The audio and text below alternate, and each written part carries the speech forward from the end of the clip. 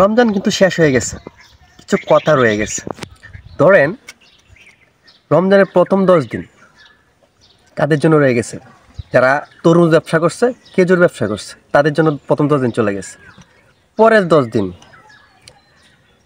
রয়ে গেছিলো আপনার ব্যবসায়ীর জন্য। তারা প্রচুর পরিমাণে হিউজ পরিমাণে কাপড়ের ব্যবসা করছে, ইটস ওকে।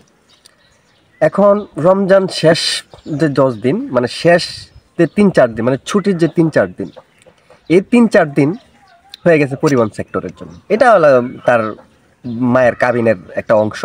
হ্যাঁ, এটা তাদের জন্য এটা কাওলা করা হয়ে গেছে। এই 10 দিন, এই 3-4 দিন তারা যেভাবে পরিবহন সেক্টরটাকে চালাবে সেভাবেই চলবে। ধরেন 200 টাকার বাড়ে 500 টাকা, 500 টাকার বাড়ায় 1200 টাকা, এটা কোনো বিষয় না। বিষয় হচ্ছে আমরা সুন্দর করে পরিবহন সেক্টরটা মাধ্যমে মানুষকে বাড়িতে পৌঁছে দেওয়ার একটা সুন্দর প্রচেষ্টা চালিয়ে যাচ্ছে।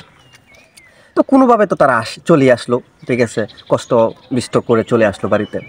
এরপর ঈদের ছুটি কাটানোর পরে যখন এখন যে সিজনটা চলতেছে, সময়টা চলতেছে, মানুষের ছুটি মানে শেষ হয়ে যাইতেছে। এখন তারা কি করবে? এখন এটা হলো মার কাবিন তো গেছে, মার যে কাবিনটা এইটা এখন তারা ইউজ করবে। এখন হচ্ছে হিউজ পরিমাণ মানুষ একসাথে সবাই ঢাকা শহরের দিকে মুভ করবে, বা বিভিন্ন যে সেক্টরে কাজ করে ওই সেক্টরে তারা মুভ করবে। তো মুভ করার জন্য কি করতে হবে? অবশ্যই পরিবহন সেক্টরটাকে বাছাই করে নিতে হবে, কারণ এই সবার তো আর পার্সোনাল কোনো গাড়ি বা বাইক বা কোনো এই যানবাহন নেই যে তারা নিজের দায়িত্বে তারা তাদের কর্মস্থলে পৌঁছে যাবে।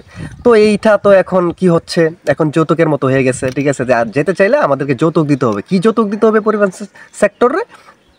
100 টাকার বা 300 টাকা, 300 টাকার বা 600 টাকা, ঠিক আছে। আবার ডেকে তাও মানুষও পড়তেছে না, মানুষ তো যাইতেই আছে, কি করবে? জীবিকার তাগিদে কর্মস্থলে তো পৌঁছে যাইতেই হবে। তো এখন সম্ভবত ঈদের ছুটি প্রায় শেষ, আজকের থেকে মানুষ যাতায়াত করা শুরু করে দিছে। ব্যাগগাড়ি লইয়া, ঠিক আছে, পোলাপান বউ হচ্ছে পোলাপান নিয়ে তারা রওনা দিছে পরিবহন সেক্টরের দিকে। পরিবহন সেক্টরে তাদের মতো চলে যাচ্ছে। এইগুলো কিন্তু আবার দেখার মতো কেউ নেই, যে তারা যে দেখবে কেউ যে এটা কেন হচ্ছে, এটা দেখার মতো ইয়ে নয়। বা এটা ঈদের ভাড়া, ঠিক আছে, এটা হলো গিয়ে আমার মার কাবিন, বা এটা আপনার বললেও লাভ নেই। যাই হোক, আমি চাই সবাই যেহেতু ঈদ সুন্দর করে বাড়িতে এসে করছেন, আশা করি সুন্দর করে, যাই হোক, এই তার মার কাবিন তো দিতেই হবে। আপনি সুন্দর করে পরিবহন সেক্টরকে ব্যবহার করে আপনি যান, তার কর্মস্থলে যান, সুন্দরভাবে যান, সুস্থভাবে যান। তবুও সবাই ভালো থাকেন। আসসালামু আলাইকুম।